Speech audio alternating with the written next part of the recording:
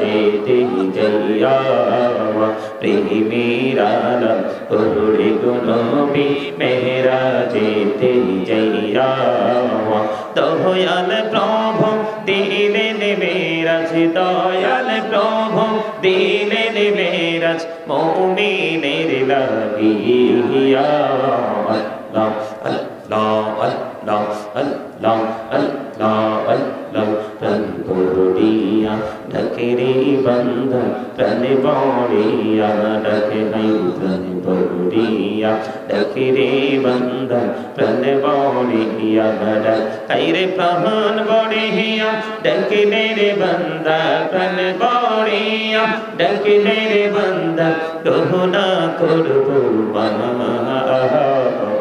Allah Allah Allah Allah Allah Allah Allah La ilaha illallah Muhammadur Rasulullah sallallahu alaihi wasallam উপস্থিত ওলামায়ে কেরাম দাড়ি পাকা আমার মুরব্বী বাবারা দূর দূরান্ত থেকে আগত মেহমানবৃন্দ যুবক ভাইরা পর্দানিশী আমার মা বোনেরা বিশেষ করে আজকে পবিত্র ঈদ মিলাদুন নবী সাল্লাল্লাহু আলাইহি সাল্লাম উদযাপন উপলক্ষে অত্র এলাকার সকল এলাকাবাসীর রুহের মাগফিরাত কামনায় আজকে মঙ্গলের গাঁও মধ্যপাড়া যুব সংগঠনের উদ্যোগে আজকে 2 দিন ব্যাপী ওয়াজ দোয়ার মাহফিলের আয়োজন করা হয়েছে। যারা টাকা দিয়ে পয়সা দিয়ে অর্থ দিয়ে বুদ্ধি দিয়ে শ্রম দিয়ে সার্বিক সহযোগিতার মাধ্যমে আজকে যারা এই জান্নাতের বাগান সাজিয়েছেন তারা সহ আমার সামনে যারা উপস্থিত এবং অনুপস্থিত যারা সকলের কদমে আমার সালাম। আসসালামু আলাইকুম ওয়া রাহমাতুল্লাহি ওয়া বারাকাতুহু। সম্মানিত উপস্থিতি, আলোচনা শুনতে হলে আমার কিছু শর্ত মেনে নিতে হবে। কথা কি বুঝে আসছে? আলোচনা যদি আপনারা শুনতে চান বা এখান থেকে কিছু নিতে চান তাহলে আপনাদেরকে কিছু শর্ত মানতে হবে। তার মানে আপনাদের কাছে আমার কিছু কন্ডিশন, সেটা আপনাদের কাছে অ্যাকসেপ্টেবল হতে হবে, তারপরে আমি আলোচনা করব। কারণ এটা একটা জান্নাতের বাগান। কিসের বাগান? জান্নাতের বাগান। এই জান্নাতের বাগানে চাইলেও যে কোনো লোক আসতে পারবে না মালিক যদি না চায়। এখানে আসতে পারাটা, বসতে পারাটা এটা অত্যন্ত সৌভাগ্যের ব্যাপার। এমন হয় এলাকার মানুষ ঘরে বসে থাকে কিন্তু দূর দূরান্ত থেকে মেহমান মাহফিল শোনার জন্য চলে আসে, হয় না এরকম? এটা কিসের কারণে হয়? বিবেক বিবেচনা কম ব্যক্তি যিনি উনি আসবে, আর বিবেকহীন যাকে বলা হয় ইংলিশে সেন্সলেস ওই ব্যক্তি ওরা আসবে না। আল্লাহ রাব্বুল আলামিন যাদেরকে আল্লাহ রহমতের ছায়াতলে আশ্রয় দিবে তারাই রহমতের বাগানে প্রবেশ করার অনুমতি পাবে। সম্মানিত উপস্থিতি, ওয়াজ কিন্তু যাকে দিয়েছেন উনি হলো কি সাকসেস। কথা কি বুঝে আসছে? সম্মানিত উপস্থিতি, আপনারা দেখেছেন একজন মুরব্বী অনেক বেশি ক্ষোভ নিয়ে মাহফিল ছেড়ে চলে গেছে আপনাদের সবার সামনে, আমাদের সবার সামনে দিয়ে। আসলেই চিরন্তন সত্য। উনি যে কথাটা বলেছেন, আগের দিনের মুরব্বী মানুষ যারা এখনো তাদের সিনায় যথেষ্ট আল্লাহ রাসূলের প্রেম ভরা, আর বর্তমান প্রজন্মের যুবক যুবতী ম্যাক্সিমামই নোংরামি হিংসার আত্মগরিমায় ভরা। কথা বুঝেন না? বর্তমান যুগের ছেলেরা মেয়েরা যে নোংরামিতে লিপ্ত, সেই কালে কি আপনারা যারা মুরব্বী হয়েছেন তারা তো এগুলো জানতোই না, কল্পনাও করে নাই। কথা কি বুঝে আসছে? সম্মানিত উপস্থিতি, এই এখানে না বসলে out, I say get out. এটা তামাশার জায়গা না, এটা জান্নাতের বাগান। ভালো না লাগলে আসতো কেন এখানে? আমার কিন্তু স্ট্রেট ফরওয়ার্ড কথা, কারণ আল্লাহ বলেছেন আকুলু কাওলান সাদীদা। আল্লাহ বলেছেন সে দ্য রাইট থিং, সত্য কথা বলো, সঠিক কথা বলো। কথা বলেন না কেন? এই জন্য আমি আজকে শিরোনাম দিয়েছি, হেডলাইন দিয়ে আলোচনা, O believers save yourself and your families from the fire. আল্লাহ বলেছেন ইয়া আইয়ুহাল্লাযীনা আমানু কু আনফুসাকুম ওয়া আহলিকুম নারা। আল্লাহ বলেছেন ঈমানদার কি তুমি জাহান্নাম থেকে বাঁচো এবং তোমার পরিবারকেও জাহান্নাম থেকে বাঁচাও। ওয়াজটা করতেছে কে? আরো জোরে বলেন কে? এখনকার বাবা মা তো পুত্র সন্তান হলে মনে হয় যে চাঁদ খুঁজে পেয়েছে, আর কন্যা সন্তান হলে মনে হয় যেন একেবারে নোংরা এক জিনিস তার ঘরে এসেছে, কিন্তু আল্লাহ যে খুশি হলে 3টা কাজ করে সেই বোকা সেটা জানেই না। আল্লাহ রাব্বুল আলামিন যখন খুশি হয় তখন পিতামাতার কোল জুড়ে দেয় কন্যা সন্তান। আল্লাহ যখন খুশি হয় কারো বাড়িতে পাঠিয়ে দেয় মেহমান। আল্লাহ যখন খুশি হয় তখন পৃথিবীতে বৃষ্টি দিয়ে পৃথিবীকে শীতল করে দেয়। আর সেই কন্যা সন্তান পেয়ে মনে মনে মনে করে বোঝা। বর্তমান সমাজে দেখেন ম্যাক্সিমাম পরিবারে বাবা মার হাল ধরেছে মেয়েরা, ছেলেরা উদাসীনতার মধ্যে আছে, আছে না নাই? কেন? সেটার জন্য দায়ী কে জানেন? এটার জন্য দায়ী হচ্ছেন বাবা মা যারা, তারা। Every parent should take care their children very carefully. প্রত্যেকটা পিতামাতার উচিত তাদের সন্তানের দায়িত্ব যত্ন সহকারে পালন করা। আর আমরা সন্তান হিসেবে we should obey our parents. আমাদের প্রত্যেকের উচিত আমাদের পিতামাতাকে মান্য করা। এখন পিতামাতা তাদের দায়িত্বটা কেমন করে পালন করবে? সে দায়িত্বটা যে কিভাবে সন্তানের পালন করবে সেটাই তো জানে না। ছেলে হইলে বড় গরু জবাই করে খাওয়ায়, ইসলামের আইনের কোনো তোয়াক্কাই করে না। মেয়ে হইলে মনে হয়, বললাম না, যে তার মনের ঘরে পছন্দ ধরেছে।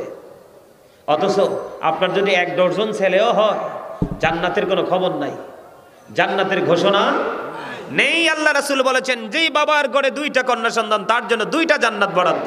সুবহানাল্লাহ। হাদিসের রাবী বলেছেন আমি আমার নবীকে একজন সম্পর্কে প্রশ্ন করিনি, যদি একজন সম্পর্কে প্রশ্ন করতাম তাহলে আমার নবী বলতো একটা কন্যা সন্তানের পিতামাতার জন্য জান্নাত একটা বরাদ্দ। সুবহানাল্লাহ বলেন না কেন? আরো জোরে বলেন।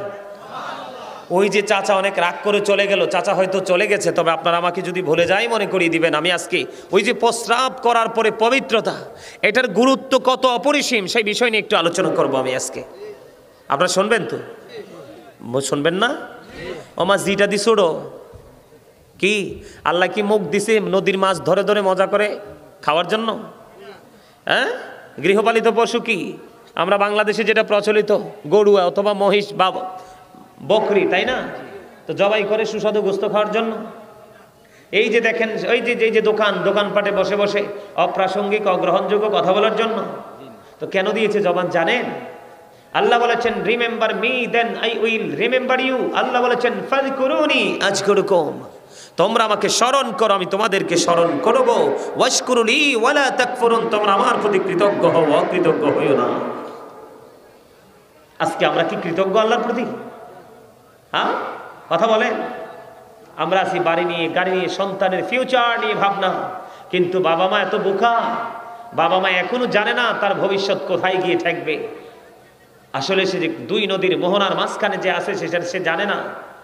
আল্লাহ রাব্বুল আলামিন স্পষ্ট করে দিয়েছেন, ইনশিওর করে বলে দিয়েছেন ওয়াবাল হায়াতুদ দুনিয়া ইল্লা মাতাউল গুরুর, এই দুনিয়ার জীবনটাই, পৃথিবীর জীবনটা একটা ধোঁকা ছাড়া, প্রতারণা ছাড়া কিছুই নয়। কে বলেছেন? আল্লাহ। ছেলে মেয়ের জন্য তো পাগল হয়ে যাচ্ছেন, হাইয়া আলাস সালাহ বলার পরও মসজিদের দিকে যান না। অথচ আল্লাহ রাব্বুল আলামিন অর্ডার করেছেন, আল্লাহর হাবিব আমাদেরকে জানিয়ে দিয়েছেন, একজন পার্সন, একজন ব্যক্তি যতবার মসজিদে যাবে ততবারের বিনিময় জান্নাতে তার জন্য স্পেশাল মেহমানির ব্যবস্থা করা হবে। সুবহানাল্লাহ। আপনি যদি দৈনিক 5 বার যান তাহলে দৈনিক 5 বারই আপনার জান্নাতে মেহমানদারি পাবেন। সেই খবর কি আমাদের আছে? কথা বলেন, আছে? নেই। আমি আপনাদেরকে যেটা বলতে চেয়েছিলাম, কোরআন শরীফের 19 পারা সূরা শুআরা 88 নম্বর আয়াত আল্লাহ রাব্বুল আলামিন একবার স্পষ্ট করে বলে দিয়েছেন, ইয়াউমা লা ইয়ানফাউ মালুন ওয়ালা বানুন, কিয়ামতের দিন আপনার ধন সম্পদ সন্তান সন্ততি কিচ্ছু কাজে লাগবে না। আল্লাহ রাব্বুল আলামিন আবার সাবধান করতেছেন, ইয়া আইয়ুহাল্লাযীনা আমানু লা তুলহিকুম আমওয়ালুকুম ওয়ালা আওলাদুকুম আন যিকরিল্লাহ। আল্লাহ রাব্বুল আলামিন বলেছেন, হে ঈমানদারগণ, তোমাদের ধন সম্পদ সন্তান সন্ততি যেন আল্লাহর জিকির থেকে তোমাদেরকে উদাসীন না করে। এখন ধন সম্পদের জন্য, ছেলে মেয়ের জন্য পিতামাতা 100% বা 99% পিতামাতা উদাসীন। আল্লাহর জিকিরের তোয়াক্কাই করে না। জিকির কি সেটার মিনিং কি সেটাই বুঝে না, ওয়ার্ড মিনিং কি সেটাই সে জানে না, অর্থ কি সেটাই সে জানে না। আমি আপনাদেরকে বুঝাইতে চাই, সম্মানিত উপস্থিতি, জিকির হলো আরবি শব্দ, বাংলাতে এটাকে বলা হয় স্মরণ, ইংলিশ এটাকে বলা হয় রিমেম্বার। এই জন্য বলেছি, আল্লাহ বলেছেন ফাযকুরুনি আযকুরুকুম, আল্লাহ বলেছেন remember me then I will remember you, তোমরা আমাকে স্মরণ করো আমি তোমাদেরকে স্মরণ করব। ওয়াদা দিয়েছেন কে? আরো যারা বলেন না কে? আল্লাহ। আল্লাহ রাব্বুল আলামিন বলে দিয়ে আল্লাহর হাবিব জানিয়ে দিয়েছেন হাদিস শরীফের মাধ্যমে আমি জানতে পেরেছি, প্রত্যেকটা মেশিনকে, প্রত্যেকটা জিনিসকে ময়লা দূর করার একটা যন্ত্র থাকে, থাকে কি না? আল্লাহর হাবিব সরকারে মদিনা তিনি জানিয়ে দিয়েছেন বন্ধু, মানুষের মনের ঘরের ময়লা দূর করার সবচেয়ে বড় যন্ত্র, সেই যন্ত্র হলো মাওলার জিকির। আল্লাহ রাব্বুল আলামিন আল্লাহর হাবিব বলে দিয়েছেন, আল্লাহ জিকির করতে বলেছেন। বলে হুজুর কোন কন্ডিশনে করব? আল্লাহ জানিয়ে দিয়েছেন ফাযকুরুল্লাহ কিয়ামান, দাঁড়িয়ে জিকির করো, কুউদান বসে জিকির করো, ওয়া আলা যুনুবিকুম শুয়ে শুয়ে আল্লাহর জিকির করো। তারপরে আল্লাহর জিকির থেকে দূরে থাকা যাবে না। আপনাদের এই গ্রামে কবরবাসী আছে না নাই? আপনারা কেমন স্বার্থপর মানুষ! বাবা চলে গেল কবরে, মা চলে গেল কবরে, সন্তানের জন্য নিজের পুরোটা জীবনকে বিসর্জন দিয়ে দিল, নিজের সুখকে হারাম করে দিল সন্তানের ভবিষ্যতের জন্য। সেই পিতা মাতা আজকে কবরে, আপনি সেই পিতা মাতার মাগফিরাতের উদ্দেশ্যে মাহফিলের আয়োজন আপনি আসেননি। হক্কানি কোন আলেম যদি আল্লাহর প্রিয়, বা নিশ্চয়ই আল্লাহর প্রিয় কেউ না কেউ তো অবশ্যই আছে। আল্লাহ রাব্বুল আলামিন কোন আলেম যদি কোন গ্রামের মধ্যে যদি কদম দেয়, এই আলেমের কদমের ছোঁয়ায় আল্লাহ রাব্বুল আলামিন সেই কবরবাসীর কবর আযাব 40 দিন পর্যন্ত বন্ধ রেখে দেয়। আপনারা কি মনে করেছেন আলেমদের দাম কম? পৃথিবীতে মেইল ফ্যাক্টরি ইন্ডাস্ট্রিজের মালিক অনেক বড় বড় ইংলিশ লেকচারার আছে, এডুকেটেড পারসন আছে। আমার আল্লাহ তাদের কথা একবারও বলেনি। আমার আল্লাহ পবিত্র কালামে হাকিমে বলেছেন ইন্নামা ইয়াখশাল্লাহ মিন ইবাদিহিল উলামা। আল্লাহ বলেছেন বান্দা, পৃথিবীর বুকে আমি যত বান্দা পাঠিয়ে দিয়েছি, এর মধ্যে সত্যিকারের ভয় যদি কেউ আমাকে করে থাকে, আর সেগুলো হলো পৃথিবীর হক্কানি আলেমরা। জোরে জোরে সুবহানাল্লাহ। আল্লাহ রাব্বুল আলামিন বলেছেন, এই জন্য আল্লাহ বলেছেন join with my dear people. আল্লাহ বলেছেন আমার প্রিয় লোকেদের সব যাতে যুক্ত হও। আল্লাহ বলেছেন কাম টু মাই প্যারাডাইস, আমার জান্নাতে চলে এসো। আল্লাহ বলেছেন ফাদখুলি ফি ইবাদি ওয়াদখুলি জান্নাতি, আমার প্রিয় লোকেদের সাথে যুক্ত হও, আমার জান্নাতে চলে এসো। হুজুর জান্নাতে গিয়ে কি করব? আল্লাহ বলেছেন আমার প্রিয় লোকের সাথে যুক্ত হয়ে যদি জান্নাতের দিকে কদমটা বাড়িয়ে দিতে পারো। কারণ বলে হুজুর কবরে যাবো, এটা জান্নাত জাহান্নাম কেমন করে বসবো? আমার নবী সুন্দর করে বুঝিয়ে দিয়েছেন আল কবরু রাওজাতুম মির রিয়াদিল জান্নাতি আও হুফরাতুম মিন হুফারিন নার। আমার নবী বলেছেন কবরটা জান্নাতের একটা বাগান হবে, জাহান্নামের একটা গর্ত হবে। আল্লাহ বলেছেন যখন তুমি কবরে পা রাখবে, আমি আল্লাহ কথা দিলাম ইনদা রাব্বিহিম ইরযাকুন, আমি আল্লাহ তোমার জন্য জান্নাত থেকে খাবার পাঠিয়ে দেব। দে রিসিভ ফুড ফ্রম আল্লাহ। আল্লাহর প্রিয় লোকেরা জান্নাতে কবরে যাওয়ার পর পরই আল্লাহর পক্ষ থেকে জান্নাতি খাবার রিসিভ করবে। সুবহানাল্লাহ। গতকালকে ছিলাম কোথায় জানেন? জানেন না? গতকালকে যেখানে প্রোগ্রাম করেছি সেখানে আপনার ভারতের একটা আছে মেঘালয়, একটা বর্ডার আছে না মেঘালয়, ঠিক মেঘালয় বর্ডারের কাছাকাছি ছিলাম। 100 গাড়ি টানার পর 10 ঘন্টা একটানা গাড়িতে ছিলাম, দিন রাত্র পুরোটাই ছিলাম। এই মাহফিল আপনাদের এই প্যান্ডেলটার চাইতে মানে 10 থেকে 12 ভাগ বড় হবে প্যান্ডেলটা। তিল ধারণের ঠাই নাই। আমি কই আল্লাহ রে, তোমার কাছে লক্ষ লক্ষ কোটি কোটি শুকরিয়া যে কোথায় পৃথিবীর কোন জায়গায় এত ভক্ত তৈরি করে রেখে দিয়েছো। মারহাবা বলেন না? আপনারা কল্পনা করতে পারবেন না, ঠিক স্টেজে ওঠার 5 মিনিট পরে কর্তৃপক্ষ বলতেছে হুজুর পুরুষ প্যান্ডেল তো আপনার চোখের সামনে, মহিলা প্যান্ডেল হুজুর দাঁড়িয়ে থাকার মতো ব্যবস্থা নাই, কি করব? তখন আমি বাধ্য হয়ে বলছি মা বোনদেরকে আপনারা একটু কাছাকাছি হয়ে বসুন, যারা আসতে তাদেরকে বসার সুযোগ করে দেন। আলোচনা বেশি করিনি, 1.5 ঘন্টা মনে হয় সম্ভবত আলোচনা করছি, তারপর আবার রাতে বেক করছি এখানে আসতে হবে। সম্মানিত উপস্থিতি, আলেমদের জলসায় যখন মজলিসে যখন বসবেন, আল্লাহ রাসূল বলেছেন, আল্লাহর হাবিব হাদিস শরীফের মাধ্যমে জানিয়ে দিয়েছেন যারা রাসূলকে ভালোবাসলো তারা যেন আল্লাহকে ভালোবাসলো। সুবহানাল্লাহ বলেন না? আর জোরে। রাসূলকে ভালোবাসলে আল্লাহকে ভালোবাসা যায়, ভালোবাসা হয়ে যায়। কিন্তু রাসূলকে ভালোবাসবো কোত্থেকে?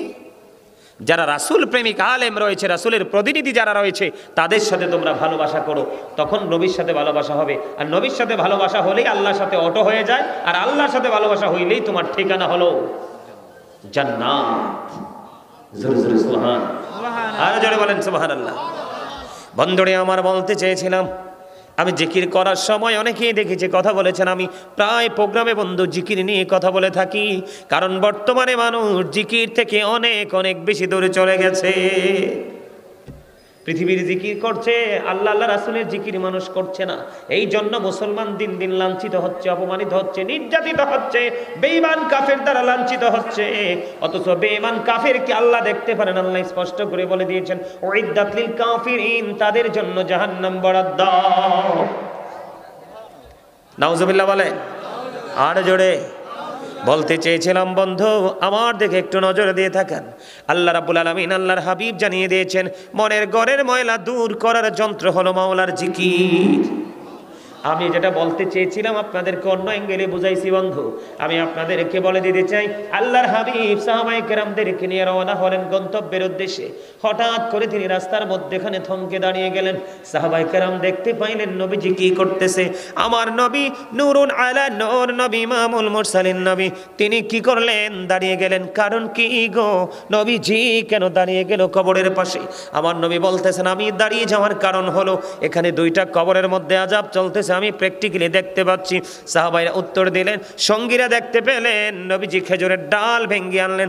নবীজি খেজুরের ডাল ভেঙে দুইটা কবরের উপর দুইটা টুকরো করে গেড়ে দিলেন। সাহাবাই কেরাম প্রশ্ন করলেন, ইয়া রাসূলুল্লাহ, ইয়া হাবিব আল্লাহ নবী গো, কবরের মধ্যে দুইটা ডাল গেড়ে দেওয়ার কারণ কি? আবার নবী বললেন, যতক্ষণ পর্যন্ত খেজুরের ডাল সবুজ থাকবে ততক্ষণ পর্যন্ত মাওলার জিকির করবে, আর এই জিকিরের উসিলায় কবরবাসীর কবর আযাব আবার আল্লাহ বন্ধ করবে। আর জোরে।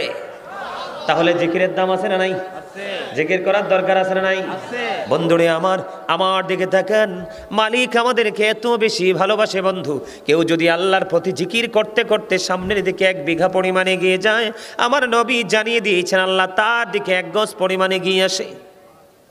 কেউ যদি মালিকের দিকে হেঁটে হেঁটে যেতে চায়, মালিক তার দিকে দৌড়ে ছুটে আসে। তার মানে হলো আপনি যত তাড়াতাড়ি আল্লাহকে আপনার কাছে চান, তার আগে আল্লাহ নিজে এসে আপনার আপন হয়ে যাবে, ধরা দিবে। বলো হুজুর সিমটমটা কেমন হবে? আপনি যেই দিকে যাবেন দেখবেন রহমতে ভরপুর হয়ে গেছে, আপনি যেই কাজটা করবেন দেখবেন অটোমেটিক্যালি সুন্দর হয়ে গেছে। তার কারণ হলো বন্ধু, আল্লাহ বলেছেন, আল্লাযীনা আমানু, যারা ঈমান এনেছে, ওয়া কানু ইয়াত্তাকুন, এবং তাকওয়া অবলম্বন করেছে, লাহুমুল বুশরা, তাদের জন্য সুসংবাদ, ফিল হায়াতিদ দুনিয়া, দুনিয়ার জীবনে, ও ফিল আখিরাহ,